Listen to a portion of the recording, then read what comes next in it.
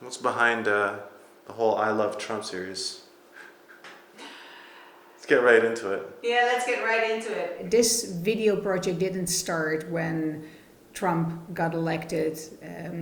It started way before that. About 25 years ago, I was living in Amsterdam, in the Netherlands, and I started this video project documenting my life and my spiritual process. I was just getting into the notion that we create our reality with our thoughts, that reality out there is not as solid and as objective as it appears, but that it has a lot to do with what we bring to the table. That was a notion and a concept that I first started exploring about 25 years ago. And I believe it was actually Anthony Robbins.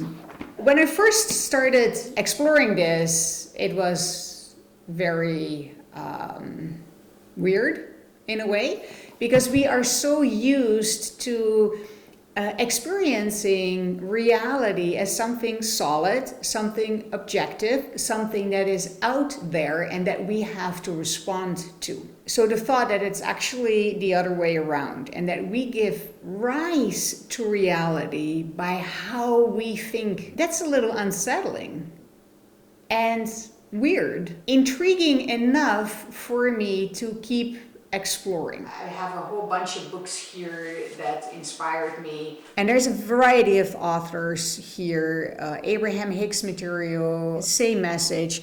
I would say that this book, A Course in Miracles, the book that I turned to for answers and that really had the most impact. I'm now reading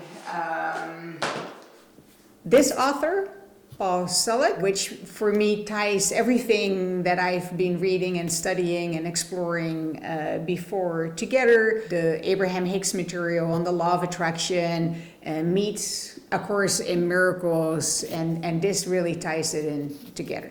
So as I was reading this stuff and exploring it on a theoretical basis, reading the books, thinking about it, etc., I didn't stop at just going, oh, well, that's cool, and then move on with the rest of my day. I really took this to heart and started practicing this stuff, applying it to my own life, paying attention to what I was thinking and what I was giving my attention to, really shift my focus from the unwanted and the things that I didn't like or that gave rise to fear or anxiety to the things that I do want and that do give me joy. And as I was doing this, my life actually started to shift and started to change.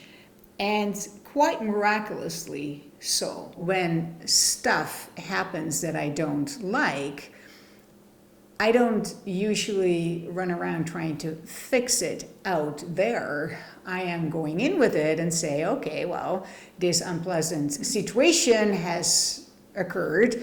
What is that showing me about who I am and what issues or fears or worrisome thoughts or stuff is still going on inside of me that I can shift, so that once I shift internally, the outside world can shift as well to reflect my internal shift.